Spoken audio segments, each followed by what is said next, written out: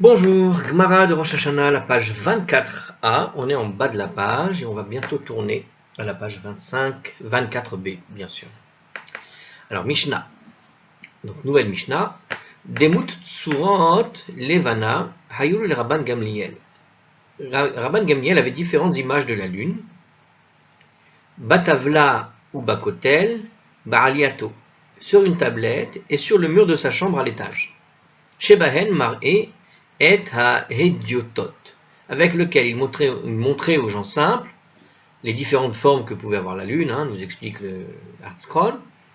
Veomer, hakaze raïta okaze. Et il leur demandait, est-ce que tu as vu la lune comme ceci ou comme cela? Donc, intéressant, ça, c'est mignon. Alors, qu'est-ce qu'il nous explique ici? Donc, il s'agissait en fait des représentations du croissant de la lune de différentes tailles dans différentes positions, d'après le Barthénora. Et ces représentations, est-ce qu'elles étaient en 3 dimensions? Il faut voir là-bas un commentaire où on va arriver dans quelques temps. Dans pas longtemps d'ailleurs. Alors, ça c'est une première chose qui a été dite. Un deuxième commentaire sur ce passage. Donc il leur demandait, as-tu vu la lune comme ceci ou comme cela? Qu'est-ce qu'il y a à dire ici? Afin de vérifier tout simplement si leurs affirmations respectives à propos de la nouvelle lune coïncidaient. Donc il y avait une sorte de tableau comme ça. Ces gens simples étaient des personnes qui n'auraient pas pu comprendre les questions mentionnées dans la Mishnah qui précède, d'accord, ou qui n'auraient pas pu décrire l'apparence de la nouvelle lune sans ces auxiliaires visuels. Bon, c'est tout simplement une aide pour voir. On a vu par exemple qu'ils avaient donné une sorte de, pour la hauteur, il y avait l'exemple du bâton avec une aiguille, un aiguillon, ils avaient appelé ça, pour déterminer combien de distance il y avait à partir de l'horizontale. Bon, tout le monde n'avait pas un aiguillon à la maison peut-être. Donc il fallait d'autres moyens, en quelque sorte, de représenter finalement ce qu'il y avait vu, ce qui n'avait pas été vu. Bon, il y avait une sorte de tablette, bon, c'est intéressant. Alors la Gemara nous dit ici, Hartzkron s'étonne de cette façon de procéder à propos de Rabban Gamliel. La longue Sugiya qui suit apparaît aussi dans Avodah Zarah, de la page 43a à b, où elle est traitée en profondeur par de nombreux Rishonim. C'est-à-dire qu'il est en train de nous dire ici, le commentaire, qu'on va lire un long passage, mais on va passer dessus, parce qu'elle est expliquée ailleurs. Donc on va avoir un grand commentaire qui va probablement nous expliquer ce qui est expliqué ailleurs. Préparons-nous les amis, préparons-nous. Alors on y va. Umi Sharai, donc à propos de Rabban Gamliel. Mais est-ce que c'est permis de faire ce genre de choses? À savoir des représentations de la lune. Ve'artiv lo ta'asun iti. Il y a écrit pourtant dans une braïta, donc il est écrit, vous ne le ferez pas avec moi. Alors, dans l'Exode, au chapitre 20, le verset 20, voici le verset entier, il y a écrit lo ta'asun iti eloke kesev eloke zahav lo ta'asu lachem. Ne faites pas avec moi, on parle de Dieu, des dieux d'argent et des dieux d'or, vous ne ferez pas pour vous. Donc, quelque part, une représentation de la lune, au fond, est-ce que représenter la lune n'est pas une forme d'idolâtrie, en quelque sorte? Quelque part, c'est comme fabriquer une idole. Ok? Lo ta'asun kidmun shamashai. Parce que la traduction orale interprète que vous ne ferez pas d'image de mes... Il y a écrit comme ça. Quand il y a écrit là-bas, et pourtant dans la Braïta, donc dans la Braïta, il y a écrit vous ne ferez pas avec moi, ça veut dire lo ta'asun kidmun shamashai. Vous ne ferez pas d'image de shamashai, de mes serviteurs. Ok? Le verset est interprété comme ça, ne faites pas d'image de ces choses qui se tiennent, pour ainsi dire, avec moi. D'accord? Donc quand il y a écrit vous ne ferez pas avec moi, ça veut dire ceux qui se tiennent avec moi. Donc vous ne ferez pas d'image de mes serviteurs. Les serviteurs, ce sont les astres. Alors, ça c'est Rashi qui nous explique cela. Ne faites pas d'image de ces choses qui se tiennent, pour ainsi dire, avec moi, entre guillemets, Dieu. Alors, cette interprétation est suggérée par les marques de cantillation de ce verset. Vous savez, les ta'amim, ta'amé amikra, la manière dont c'est ponctué au niveau des signes musicaux, il y a là-bas un atnach, etnachta, donc ce sont les Ashkénazes qui ont écrit ce livre, ils ont appelé ça etnachta, le etnachta c'est le atnach,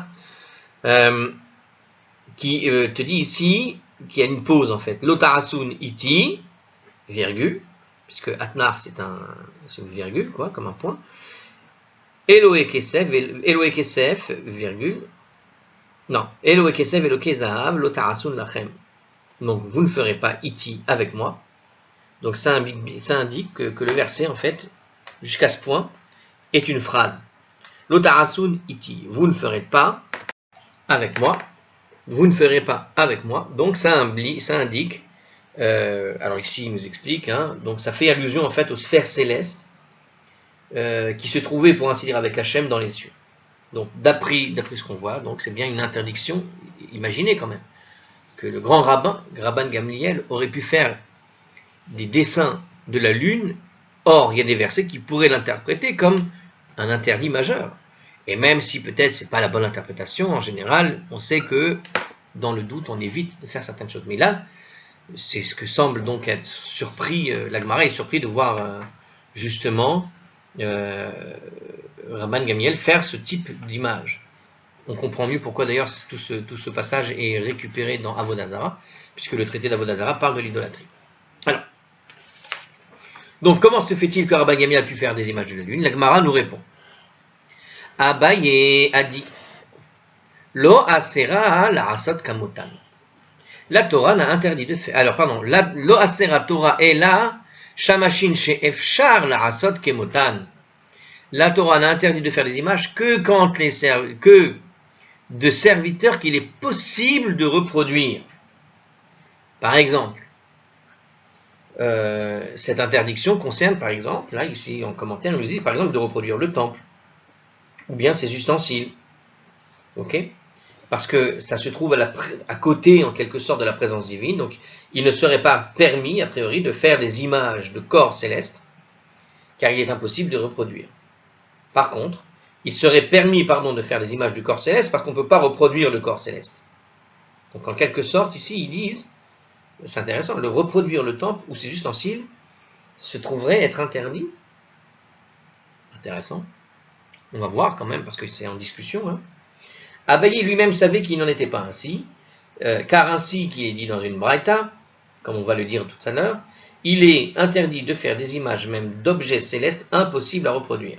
Donc la règle qu'on a établie que peut-être, comme te dit donc notre Gemara, que ce sont les serviteurs qu'il est possible de reproduire seulement, qu'on n'a pas le droit de dessiner, de faire, en réalité, c'est valable aussi même pour des choses comme des objets célestes impossibles à reproduire.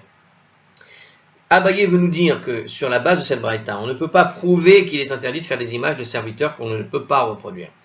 Car la braïta pourrait ne parler que des serviteurs, tels que le temple, et pourrait ne parler que des serviteurs tels que le temple ou ses ustensiles. Les réponses suivantes d'Abaye doivent être aussi comprises comme ça. Bon, on va voir toute la discussion ici en fait. Alors, apparemment, on est en train de faire un petit morceau d'Avodah Zarah là. On est un chouïa en dehors de notre sujet principal et on est dans un sujet qui concerne surtout tout ce qui est Avodah Zarah, idolâtrie. Alors c'est intéressant, c'est bien, ça change un peu. Alors je répète, Abaye nous a dit Lo asera Torah et la shamashin she'efshar la rasot kemotan. La Torah n'a interdit de faire des images que des serviteurs qu'il est possible de reproduire. Qui détania, comme c'est écrit donc dans la braïta, qu'on avait prévu de citer, l'autre ya'ase adam bayit tavnit echal. Un homme ne doit pas faire une maison en forme de sanctuaire du temple, par exemple. Donc on n'a pas le droit de fabriquer une maison. Quelqu'un qui veut habiter une maison d'habitation, comme ça, il n'a pas le droit de se servir du modèle du temple pour faire sa maison. C'est-à-dire qu'on ne doit pas construire une maison ayant les mêmes dimensions, longueur, largeur et hauteur que celle du temple. Ainsi que les mêmes nombres de pores, de la même taille, etc. Si toutefois elle est différente dans un quelconque détail, cela reste permis. Donc le moindre changement, c'est bon. Bon. En tout cas, faire une reproduction du temple, stricte, théoriquement, c'est rigoureusement interdit. Arsadra Tavnit Ulam, ça peut expliquer pourquoi on n'a jamais vu des juifs faire des reproductions, même à titre éducatif, du temple, on va dire dans sa forme finale, quoi. Donc, essayer de reproduire à l'échelle le temple. Comme certains ont reproduit par exemple l'arche de Noé, par exemple, mais à titre éducatif, quoi. Et après, quand tu vas visiter, tu visites une espèce de zoo fait dans une grande arche en bois. Donc pourquoi pas, tu vois. On aurait pu imaginer, à titre d'éducation, de faire un truc comme ça. Bon, apparemment, même ça, ben c'est pour ça qu'on n'en voit pas, c'est parce que, voilà, il te prévient, attention, jamais. Alors, Arsadra Tavnit Ulam, un pavillon en forme d'antichambre du temple, par exemple. Alors, c'est de quoi il parle? Ah, l'exèdre. Alors, c'est le exèdre, le pavillon de quoi on parle en fait. C'est l'espèce de toit, si je vois bien de quoi il s'agit. Dans l'antichambre du temple, il y avait ce qu'on appelait l'exèdre. C'est une structure fermée sur 3 côtés et dont le 4e côté est ouvert, comme dans l'antichambre du temple. Donc tu as 3 côtés, mais le 4e côté est ouvert, tout simplement. Je ne suis pas sûr de bien imaginer cela. Bon, continuons. Quoi d'autre? Alors, Khatser Keneged Hazara, par exemple, une cour comme dans la cour du temple. Shulchan Keneged Shulchan, une table comme le Shulchan. D'accord? La table qui se trouvait dans le temple, on ne peut pas la reproduire telle que, en tout cas. Il ne faut pas que ce soit la même. Menorah Keneged Menorah, par exemple, un chandelier comme la Menorah du temple. Donc, si, par exemple, le chandelier qu'on connaît qui est à Jérusalem, qui pourrait être une forme reproduite de la Menorah du temple, en fait, il est évident que ce n'est pas absolument, exactement, strictement la même forme que ce qui était dans le temple. Et c'est fait exprès, puisqu'on n'a pas le droit de le faire. Quoique, elle a été construite dans le but d'être utilisée plus tard dans le temple, ce qui est un petit peu différent. Pour le coup, on reconstruit une menorah, c'est différent. Alors, aval, rossé, mais on peut faire. Alors, on peut faire quoi? On va voir. Shel Chamisha, Veshel Shisha, Veshel Shmona, il te dit. On peut faire un chandelier avec 5, avec 6 ou 8 lampes, par exemple. Alors Rashi explique ici que le changement porte sur le nombre de lampes, par exemple, 8 lampes sur 7 branches, par exemple. Et dans le traité Menachot, il explique que le changement porte sur le nombre de branches. Donc ça peut être en nombre de branches ou en nombre de lampes. Donc pour Rashi, c'est les lampes. Et ailleurs, certains expliquent que c'est le nombre de branches. Ces deux explications sont valables, parce qu'une menorah où l'on aurait modifié le nombre de lampes, ou celui de branches, ne serait donc pas valable pour le temple, et n'ont donc pas interdit de faire une telle menorah pour son usage personnel. Donc il y a un interdit, même si ce n'est pas exactement la même forme que celle du temple, de faire une menorah qui soit réellement valable pour être utilisée dans le temple, en tout cas à l'époque du temple. Mais est-ce que... Bon.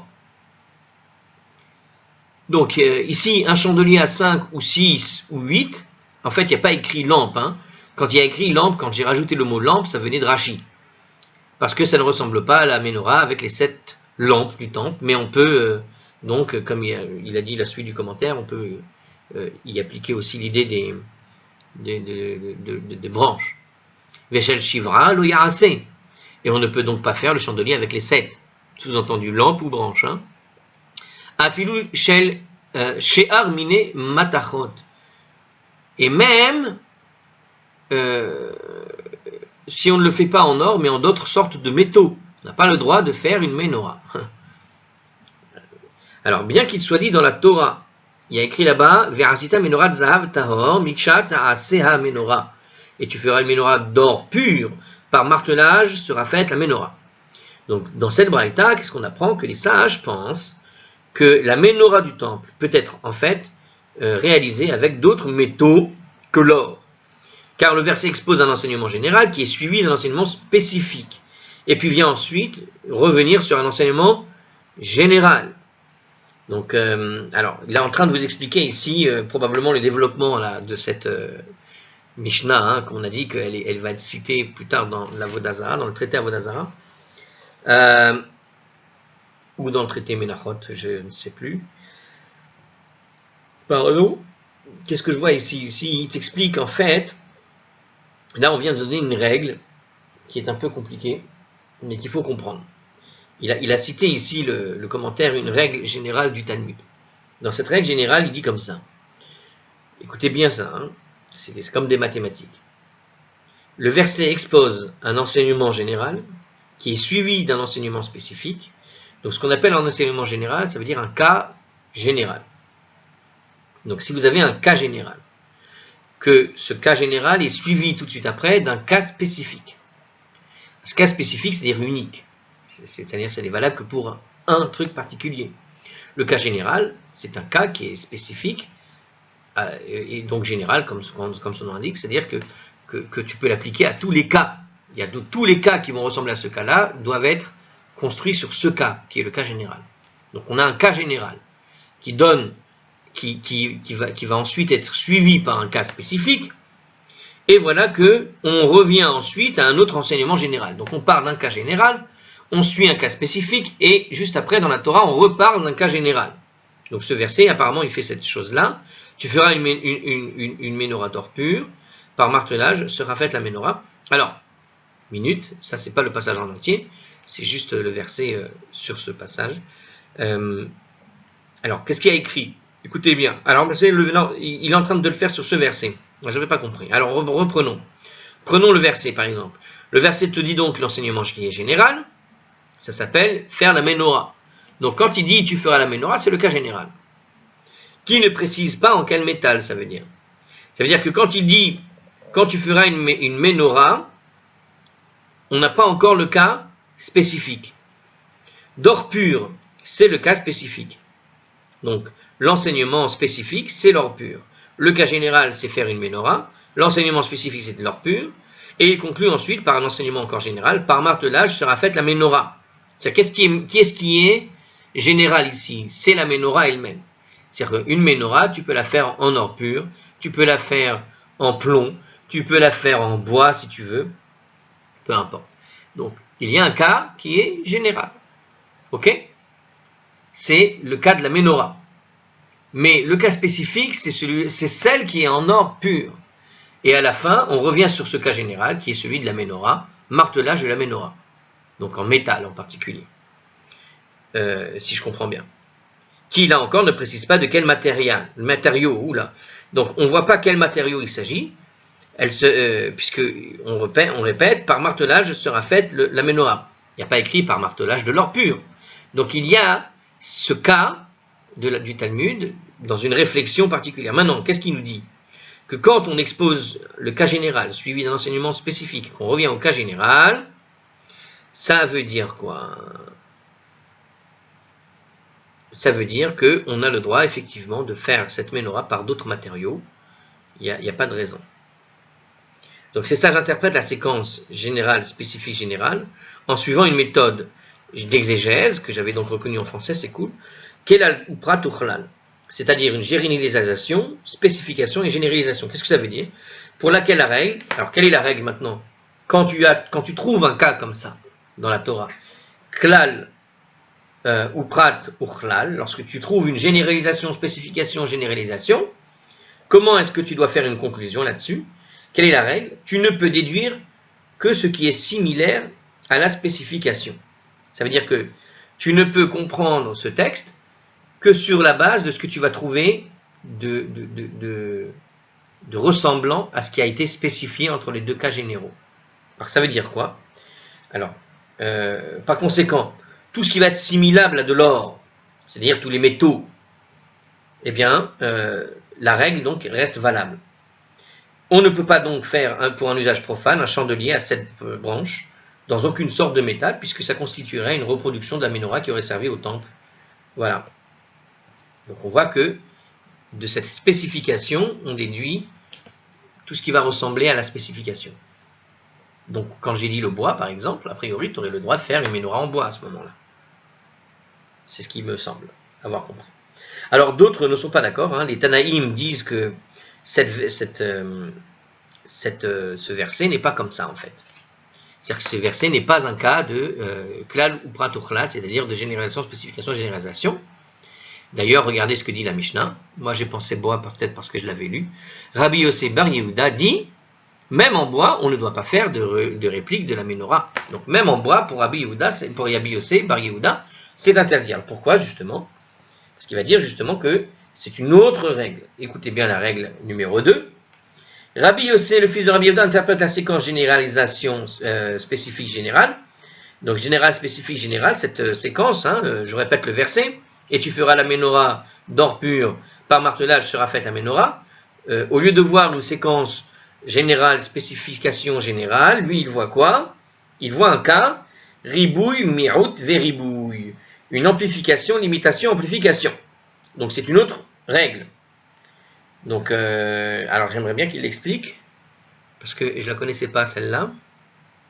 Alors, lui, il fait une autre méthode d'exégèse, il utilise la méthode ribouille, mi'out, ribouille. Alors, suivant cette méthode, la séquence, en fait, inclut même les objets différents de la limitation. Donc, au lieu que ce soit une spécification, il faut imaginer plutôt une idée de limitation. C'est-à-dire que tu peux comprendre la phrase, comme on a dit, soit par l'idée d'un cas général, puis on vient sur un cas spécifique, l'or pur, puis on revient sur le cas général, ou bien tu peux comprendre par l'idée de l'amplification, c'est-à-dire tu prends un cas qui peut être ensuite amplifié, et on atteint la limite, c'est-à-dire l'or pur, c'est-à-dire la plus chère en quelque sorte. Mais c'est-à-dire que c'est en réalité une continuation de ce qui a été amplifié. C'est-à-dire on prend un cas qui va s'amplifier et on te donne le cas limite. Le cas limite, c'est l'or pur. Parce qu'au-delà de l'or pur, il n'y a plus autant, aussi précieux que ça. Donc on voit l'or pur comme la limite à atteindre.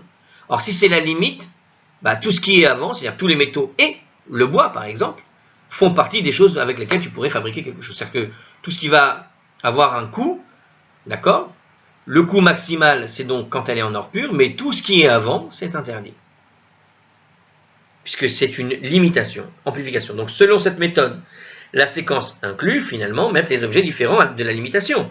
Et seuls les objets qui diffèrent le plus devront être exclus. Par conséquent, dans le cas présent, tous les matériaux, le bois inclus, sont valables, à l'exception de l'argile, qui est le matériau qui ressemble le moins à l'or. D'accord? Quel est le matériau qui ressemble le moins à de l'or? Alors lui, il parle de ressemblance, moi je pensais au coût. Lui, il a établi la limitation par l'idée d'un matériau qui va être le plus proche possible. Donc ici, il te dit que tous les matériaux sont donc inclus, sont valables, à l'exception de l'argile, qui est le matériau qui ressemble le moins à l'or. Donc il pense que le bois est ressemblant à l'or. Je vais vous dire pourquoi. Parce que beaucoup d'objets en bois qui sont fabriqués dans la Torah sont en fait peints avec de l'or derrière. L'arche d'alliance, par exemple, qui avait un couvercle en or pur, mais le caisson de l'arche d'alliance était fait en fait en bois. Et ce bois était peint à l'or pur. Donc on peut très bien comprendre cette ressemblance finalement avec l'or, entre le bois et l'or, puisqu'on les voit s'interagir. Par contre, celui qui est le plus éloigné, c'est l'argile. C'est-à-dire vraiment on l'utilise nulle part, l'argile, dans ces coups-là. Dans le temple, il n'y a rien. Donc ce qui est le matériau qui ressemble le moins à l'or, c'est l'argile. C'est pourquoi il est interdit de faire un chandelier à cette lampe en bois, pour Rabbi Yossi ben Yehuda, car cela constituerait une reproduction de la menorah qui aurait pu servir au temple. Après tout, il y a beaucoup d'objets qui ont été faits en bois et simplement peints en or. Donc, à la limite, même une menorah, si on n'a pas les moyens, dans une période donnée, il y a moyen d'utiliser une menorah en bois recouverte d'or, par exemple. C'est moins cher et c'est plus léger aussi.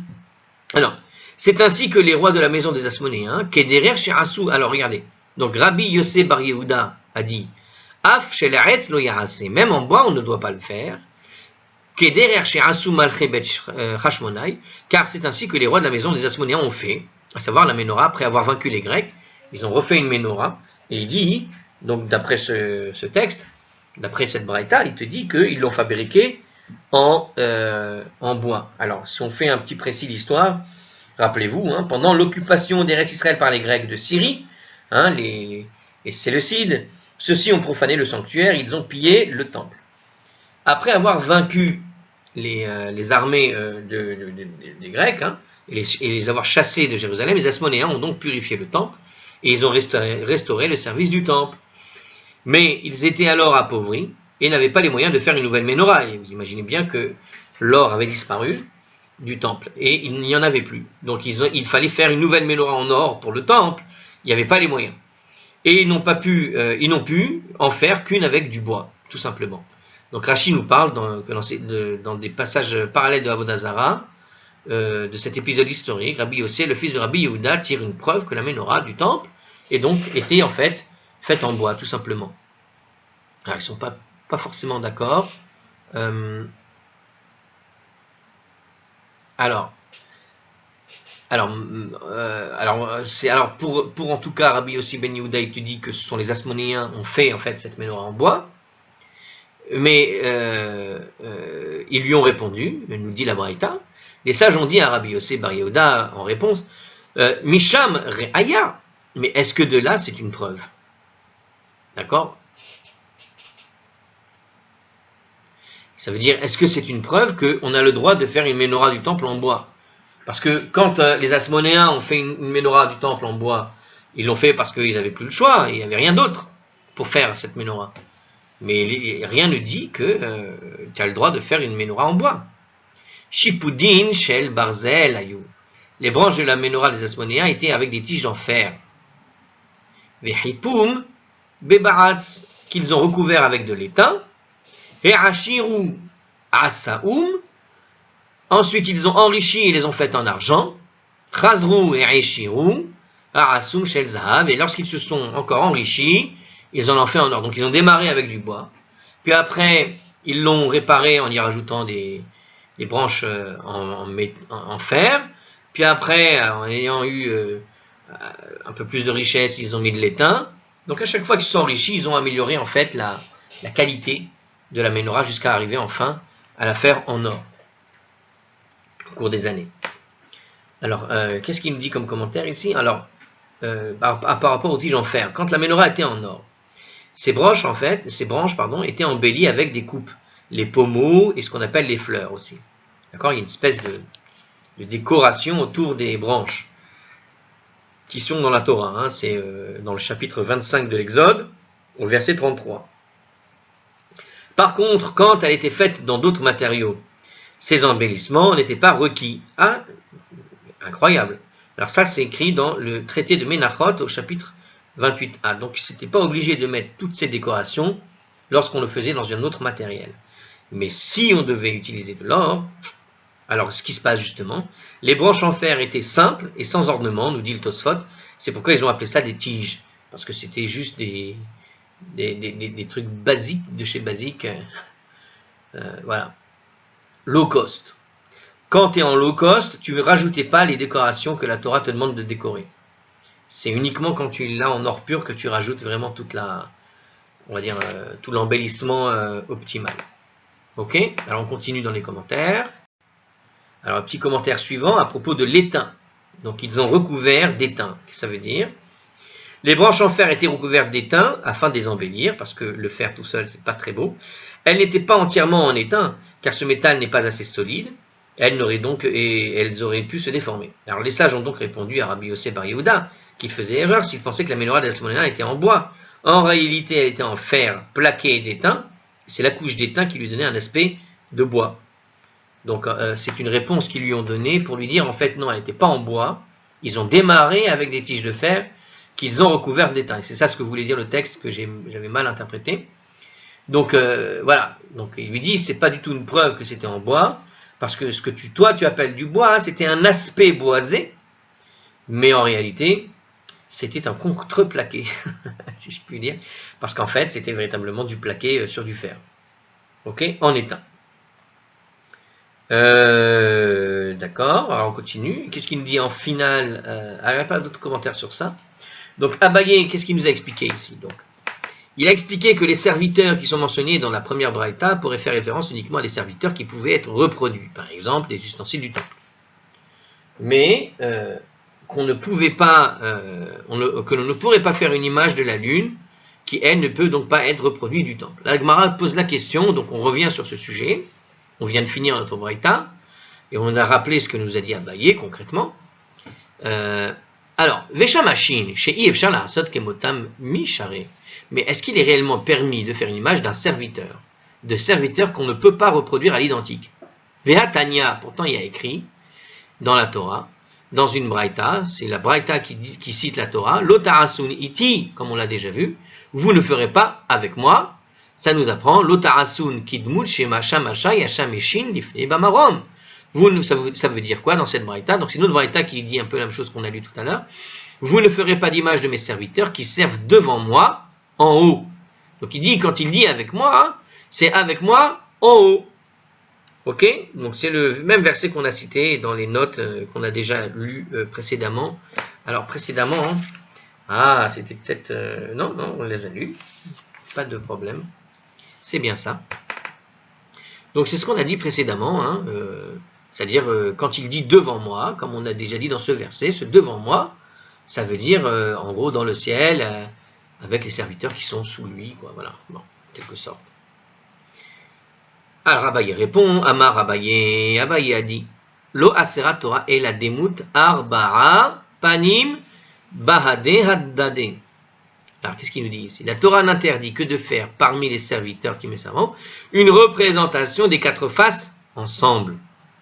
Donc, la Torah n'a interdit que de faire des représentations avec les quatre faces ensemble.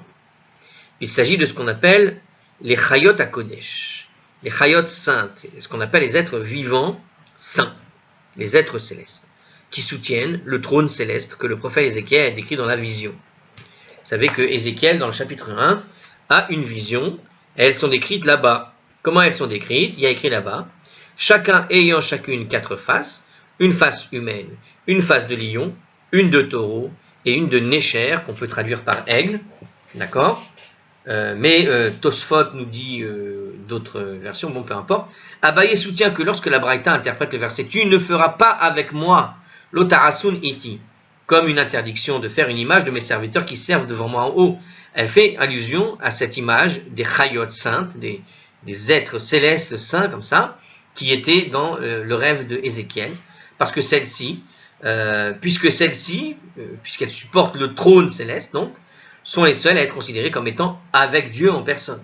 Hein, puisqu'il y a cette image de trône céleste, qu'il s'assoit dessus, donc le trône, le roi qui s'assoit sur le trône, et le trône est soutenu à la manière de Obélix et Astérix, avec les deux serviteurs de tout temps, je ne sais plus comment il s'appelle là, comment il s'appelle, Assurance Touriste, je crois, qui est sur le plateau, là, comme ça, et tu as deux personnes qui le soutiennent en dessous. Bon, le roi est soutenu sur un trône attrapé par les êtres célestes.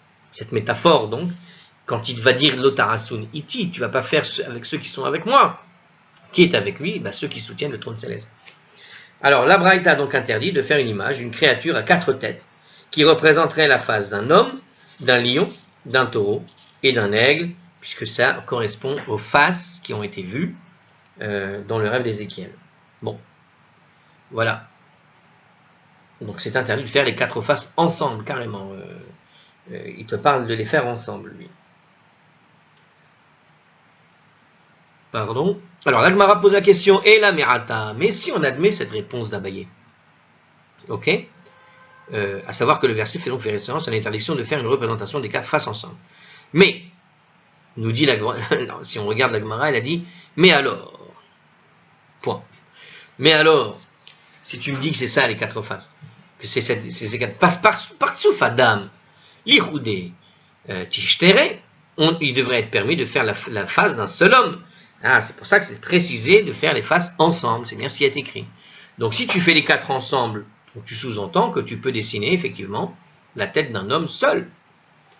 Si la Torah interdit uniquement de faire une image des quatre faces ensemble, dont l'une est humaine, il s'ensuit que faire une représentation d'une face humaine devrait être permis, ou que celui qui veut voir le roi lion tranquillement, eh bien, il n'y a pas de problème, puisqu'on représente le lion tout seul, sans un homme à côté. Alors, quoique, il y a une scène à André avec un lion, un aigle, qu'est-ce qu'il y avait d'autre? C'est quoi les quatre animaux, on a dit? Un taureau aussi, ouais, peut-être. Alors, mais si on admet cette réponse d'Abaye, donc nous dit la Torah, nous dit la Gemara, on devrait permettre aussi de faire donc la face d'un seul homme. Ok? Donc, puisqu'il précise ensemble. Alors, Alma Tanya. Mais alors, pourquoi est-ce qu'il est enseigné dans une braïta? Parce qu'il y a écrit dans une braïta, Kol apartsufot mutarin. Toutes les faces sont permises, donc on peut tout dessiner en quelque sorte, chutz mi partsuf adam, sauf celle d'un homme. D'après le Rosh, Avodah Zarah, dans le traité d'Avodah Zarah, là-bas, au chapitre 3, hein, vers Mishnah 5, enfin je ne sais pas trop comment, dans la Mishnah. L'interdiction, alors peut-être c'est le Roche et peut-être son commentaire, l'interdiction ne porte pas sur une représentation de face humaine seule, mais plutôt sur une représentation d'un corps humain qui inclut le visage. Ok?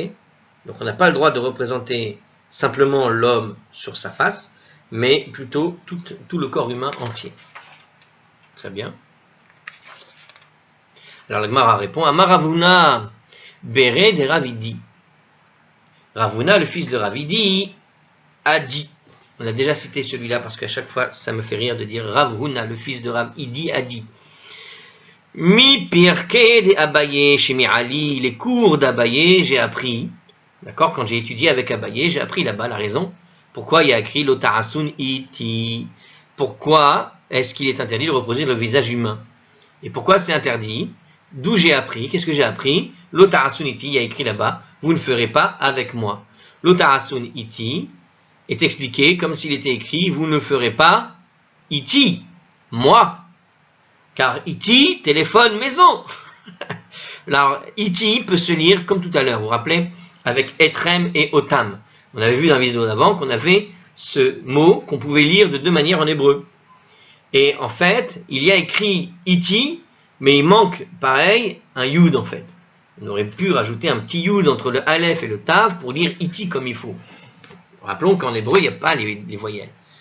Donc quand on lit iti, c'est tradition pure orale. Mais on aurait pu très bien le lire l'otarasun oti avec un vav, en enlevant le vav puisque on peut l'enlever puisqu'il est toujours facultatif pour le son O. Et donc on aurait pu le lire comme ça. Vous ne ferez pas. Oti, qu'est-ce que c'est que oti? Ça veut dire moi. Vous ne ferez pas moi. C'est-à-dire que moi, quand je lis le texte, je vais lire vous ne ferez pas. Et quand je dis moi, ça fait référence à moi-même, tout simplement. Donc, qu'est-ce qu'il nous dit ici? Que l'interdiction ici, pour Ravuna, le fils de Ravidi, il dit que les cours d'Abaye, il a appris qu'on aurait pu lire l'otarasun iti et le lire aussi tarasun oti.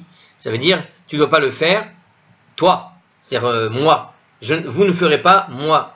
Quand je lis moi ce texte, ça veut dire vous ne ferez pas moi. Moi, c'est moi-même, c'est-à-dire je n'ai pas le droit de me dessiner. La tradition orale nous a transmis la ponctuation des mots de Torah écrite. Il est néanmoins possible d'interpréter les versets avec une autre ponctuation, bon, on a déjà expliqué. Dans le présent verset, le mot iti avec moi peut également vouloir dire oti, moi. Qu'est-ce que ça signifie? Ça signifie qu'il est interdit de faire une image, si l'on peut s'exprimer ainsi, de Dieu lui-même.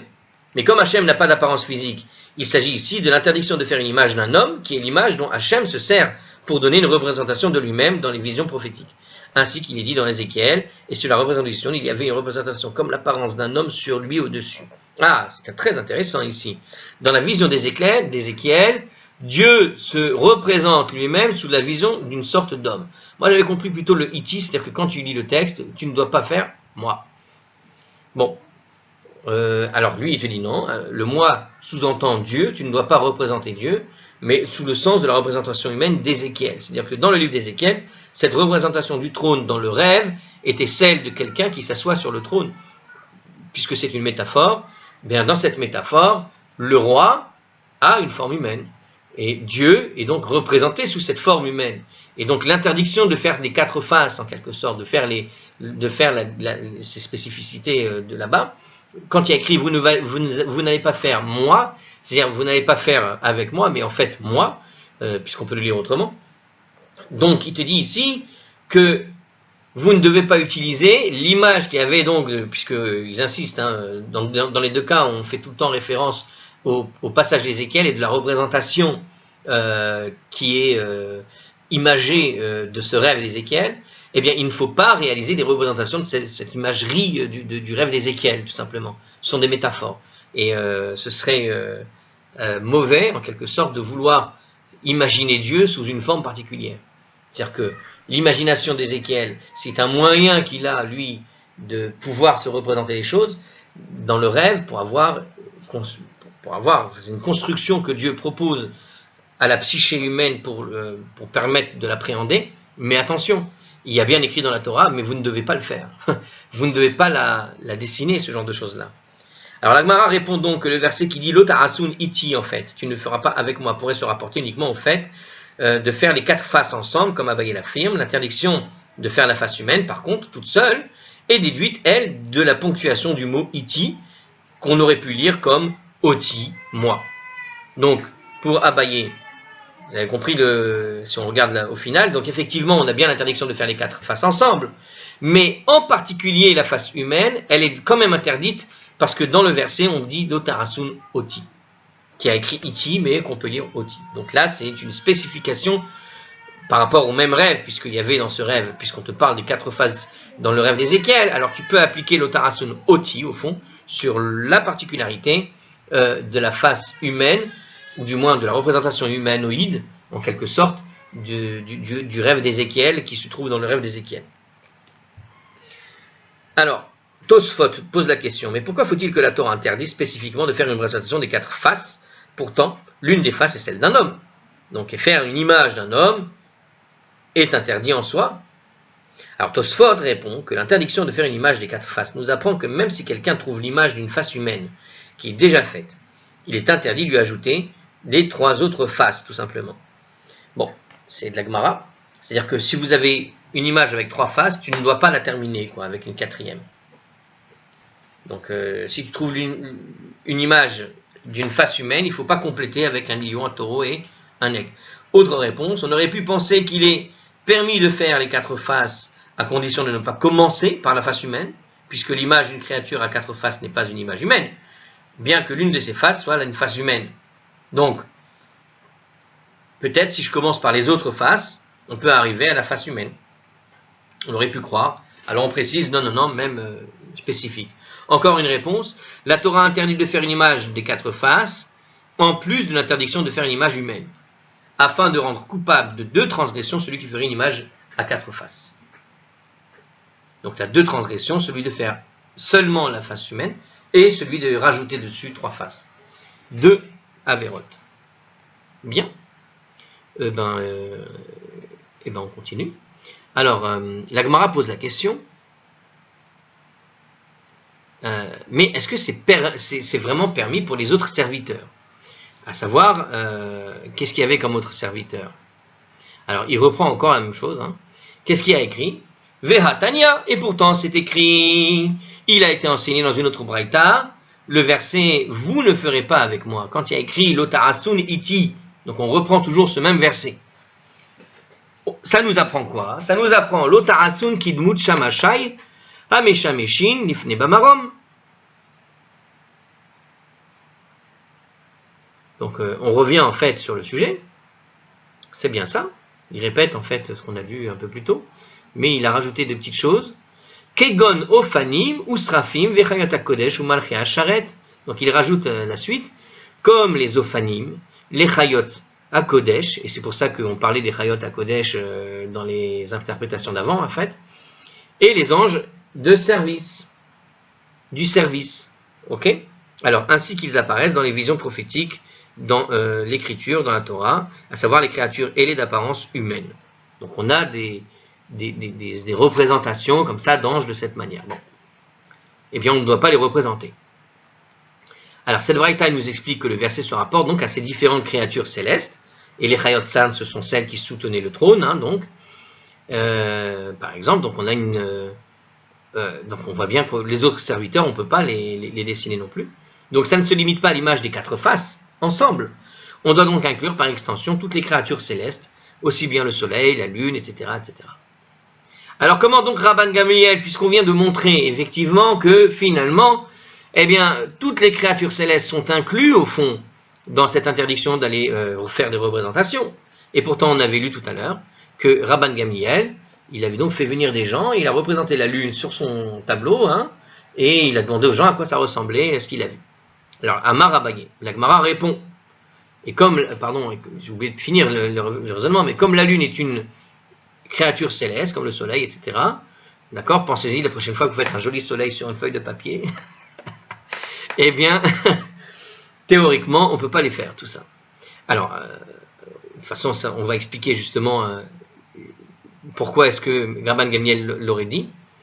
Amar Abaye nous a dit, Lo asra Torah ela shamashin sheba mador ha'ilyon. Mais ce que le verset nous dit dans la Braïta, c'est que la Torah, donc, n'a interdit tout ça que des représentations des serviteurs qui se trouvent dans la demeure supérieure. Chers amis, ça devient compliqué. Alors, la Torah n'a interdit que les serviteurs qui se trouvent dans le Mador HaElyon. Le Mador HaElyon, c'est ce qu'on appelle la demeure supérieure. Alors, expliquons cette chose-là. Là, on est en train de faire un peu de Kabbale presque, on y arrive. Parce que ça, c'est une des représentations de ce qu'on appelle les séphirotes, je crois, j'ai l'impression. Hein. Alors, je ne sais pas, écoutez bien ce que nous explique ici dans le traité de Chagiga, à la page 12b. La Gemara nous apprend en fait qu'il existe ce qu'on appelle 7 firmaments. Si vous voulez, avec des mots modernes, on pourrait dire 7 univers. Ayant chacun une fonction qui lui est propre. Donc, on aurait 7 univers avec des mots modernes. Hein. On utilise des mots modernes. Firmament, si vous voulez, c'est très poétique. Mais si vous avez fait un peu de science, on peut imaginer 7 mondes parallèles, en quelque sorte. C'est pas forcément parallèle d'ailleurs, puisqu'on te parle de mondes supérieurs et inférieurs. Il y a des niveaux l'un par rapport à l'autre. En tout cas, on parle de sorte de 7 univers, d'accord, qui sont l'un au-dessus de l'autre. Alors, 7 firmaments, alors reprenons le terme, mais vous avez compris l'idée maintenant, ayant chacun une fonction qui va lui être propre, on a dit. Dans le 7e, le plus élevé, se trouvent en fait ce qu'on appelle les séraphim, les ophanim et les saintes chayot et les anges du service. Ok? Donc vous avez dans les mondes plus élevés, d'accord, le séraphim, les ophanim, les saintes chayot et les anges de service. La lune, ainsi que le soleil et les étoiles, occupent quant à eux le second firmament, qui est donc la demeure inférieure. On appelle ça la demeure inférieure. Donc c'est l'univers qu'on connaît en quelque sorte. D'accord? Donc l'univers dans lequel on se trouve s'appelle la demeure inférieure. Abaye estime que cette braïta interprète le verset comme se rapportant spécifiquement au plus haut de ces cieux, c'est-à-dire ce qui est avec Dieu, c'est-à-dire dans la demeure supérieure, le firmament supérieur. Ok? Donc tout ce qui est dans la demeure inférieure, il n'y a pas de problème. Alors Agmara quand même, donc vous pouvez garder le petit dessin du soleil sur la feuille de papier. Alors on continue, mais l'Agmara pose la question, mais est-il vraiment permis de faire des images de ceux des serviteurs qui se trouvent dans la demeure inférieure? Mais dans la demeure inférieure, est-ce qu'on a vraiment le droit de faire des images? Ve'atania, et pourtant il a été enseigné dans une braïta. Asher Bashamayim, dans la Torah. J'avais pensé à celui-là. Il y a bien écrit, effectivement, dans les 10 commandements, hein, ou à côté des 10 commandements, attendez, on va voir si c'est bien ça, dans l'Exode, chapitre 24, c'est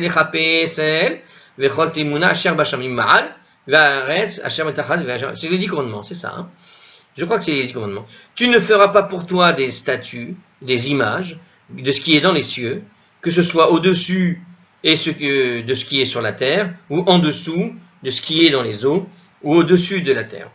Je vais le faire peut-être au-dessous de la terre. Donc tu ne feras pas pour toi-même une image gravée, ou toute représentation de ce qui est dans les cieux au-dessus, de ce qui est sur la terre en dessous, et de ce qui est dans l'eau en dessous de la terre. Voilà, on n'a pas le droit de faire cette représentation-là. Alors, tu vois bien qu'il y a donc Ve'atania, et pourtant la Braïta nous a enseigné que lorsqu'il y a écrit dans les commandements Asher Basham Mayim, ce qui est dans les cieux, hein, ce verset que je viens de citer, quand il y a écrit ce qui est dans les cieux, on n'a pas le droit donc de représenter ce qui est dans les cieux. Les rabot Rama, Velevana ou Levana, Kochavim ou Mazalot, nous dit cette braïta nous annonce que quand il y a écrit ce qui est dans les cieux, c'est pour inclure le soleil, la lune, les étoiles et les constellations, puisqu'ils se trouvent dans les cieux. Mima'al, puisqu'il y a écrit après Mima'al, au-dessus. Donc le verset poursuit pour dire au-dessus, donc on voit que le ciel, donc la lune, les étoiles, les constellations, c'est-à-dire notre univers très gentil, ce qu'on voit au-dessus de notre tête, eh bien il y a encore au-dessus ce qu'on n'a pas le droit de représenter, puisque c'est écrit dans le verset, je répète le verset, tu ne feras pas pour toi-même une image gravée ou toute représentation de ce qui est dans les cieux, virgule, au-dessus, virgule, donc il y a encore ce qui est au-dessus, donc au-dessus des cieux c'est les anges du service, c'est pour inclure les anges du service, c'est-à-dire la partie de ce monde supérieur, tel qu'on a expliqué, la demeure supérieure, le firmament supérieur, donc qui se trouve donc au-dessus dans la demeure supérieure, nous explique évidemment, bon, on avait compris. Cette braïta affirme donc explicitement que les représentations des cordes célestes, ainsi que le soleil et la lune, devraient être interdites, non? Non? Alors, La Gemara répond, Kitania il dam. Mais quand cette braïta enseigne, elle parle de servir les êtres célestes. Ça n'est pas pareil représenter une petite lune par-ci, un petit soleil sur un papier, et puis commencer à se prosterner devant la lune, la terre, le soleil et les étoiles, écoutez-moi, blablabli, blablablou. Ah bien, ça, c'est servir des divinités étrangères. C'est servir ce qui est dans le ciel et les cieux. Donc, ce que nous dit ici l'enseignement, c'est l'interdiction de servir. On parle de servir ces choses-là. C'est-à-dire qu'il est interdit de faire des images en intention de leur vouer un culte. Tout simplement. Are, shmishu. Là, are, comment ils disent déjà? Shwarma, je crois. Oui, c'est ça. Are, shwarma, avec ton falafel et ta trina, un truc comme ça. Alors ensuite, d'autres expliquent que la Gemara est à prendre dans son sens littéral. Et effectivement, qu'il est interdit donc de vouer un culte à ces images, et non de faire ces images pour leur vouer un culte. C'est-à-dire que quand tu lis le verset, c'est très clair. C'est-à-dire que tu ne dois pas les faire dans le but de faire un culte, tout simplement. Il faut le prendre au sens simple de ce qui est écrit. Hein. Ok. Et l'expression alors, l'ota'aselecha, tu ne feras pas pour moi, a une tournure idiomatique qui veut dire en fait faire au sens idolâtré et non pas simplement fabriquer. D'accord? L'otarasun, tu peux penser que c'est en fait faire, fabriquer, mais en réalité, il faut le prendre dans un sens plus général, c'est-à-dire tu le fais mais dans le but du culte. Parce que quelle était la base de l'idolâtrie? La première chose que tu faisais, quand on dit idolâtrie, d'ailleurs c'est bien traduit, hein, qu'est-ce que c'est idolâtrie? C'est faire une idole pour s'y prosterner, pas simplement faire de l'art. Bon, donc quelque part ici, il te dit que quand tu fabriques ces trucs-là pour n'importe quoi, tu peux, mais pas attention. Alors, la Gemara pose quand même la question, il est Ravda, mais si l'interdiction de la Braïta ne porte que sur le fait de les servir, pourquoi la Braïta a besoin de spécifier que seuls ce sont les objets célestes? Afilu shilshul katan nami, même un petit verre, tu n'as pas le droit de faire une image pour servir. Donc pourquoi spécifier cela particulièrement? Hein? Ceux qui font des sets et tout, ils savent bien. Tu fabriques un objet qui ressemble à rien, et tu dis, voilà, faites le culte de cette prise électrique. D'accord? C'est ça qui est interdit. D'accord? Et c'est interdit donc pour tout objet et pas simplement les cieux. Alors pourquoi est-ce que la Torah précise bien la lune, les étoiles, etc. La Gemara répond, En hachinami, oui, c'est le cas. L'interdiction de servir donc par la Braïta s'applique même à l'image d'un petit verre. Tu as raison, un petit shilshul, il est mignon ce mot. Shilshul, il ne faut pas le servir si tu fais un petit verre, hein, un petit verre, et que tu dis, oh petit verre, aide-moi à battre mon ennemi ou je ne sais quoi, eh bien tu fais de Avodazara, d'Etania, comme c'est écrit. Donc il dit qu'effectivement tu as raison, même le petit verre il ne faut pas le faire, mais c'est une Braïta qui nous dit ça. Il y a écrit, qu'est-ce qu'il y a écrit dans la Braïta justement? Eh bien la Braïta poursuit l'interprétation en fait du verset qu'on a cité, d'accord, le verset de la Torah. Qu'est-ce qui est écrit dans notre verset de la Torah? Donc je répète le verset. Tu ne feras pas pour toi-même une image gravée en toute représentation de ce qui est dans les cieux, au-dessus. Mais qu'est-ce qu'il a dit? Au-dessus de ce qui est et de ce qui est sur la terre, en dessous. Regardez qu'est-ce qui est écrit. Asher ba'aretz. Donc nous dit la Braïta. La Braïta nous précise ce mot du verset, à savoir où ce qui est sur la terre. Les rabot, harim ukvaot, yamim unharot, afikim vegaayot. Pour inclure tout ce qui est montagne, collines, mer, fleuves, torrents, vallées, mais il y a écrit ensuite mitachat, et en dessous de la terre. Les rabot, shilshul katan, pour inclure l'image d'un petit verre. C'est amusant pour faire une petite chose. Comme Moshe Rabbeinu, à un moment donné, c'est assez amusant, parce qu'il s'est comparé lui-même, le grand rabbin Moshe, s'est comparé au shilshul, il s'est comparé au petit ver de terre. Lui, il est un ver sous la terre. Bah, tu comprends finalement le Avodazara, comment il peut arriver même pour un petit ver sous la terre, parce que tu le comparerais à Moshe. Même, il y a cette idée-là peut-être, je sais pas, parce que le ver, c'est ce qui va manger le corps, et donc le corps de Moshe quelque part, enterré quelque part, la peur que l'on fasse Avodazara avec le corps. Même un petit ver, il ne faut pas faire, imaginez les collectionneurs qui disent, ah, c'est un petit ver qui était sur le corps de Moshe. Imaginez les grands problèmes que ça peut causer, ces délires un peu de religiosité extrême, où on va trop loin dans l'adoration. Alors, on va s'arrêter sur ce point-là, on reprendra directement sur ce point précis, après le petit verre, parce que sinon ça va vous faire vraiment beaucoup. On en est déjà à presque 50 minutes. Une seule Gemara en 50 minutes, ça fait beaucoup. Bon, il faudra savoir de quoi on parle, on essaiera de faire un petit topo avant de reprendre la suite. À la prochaine!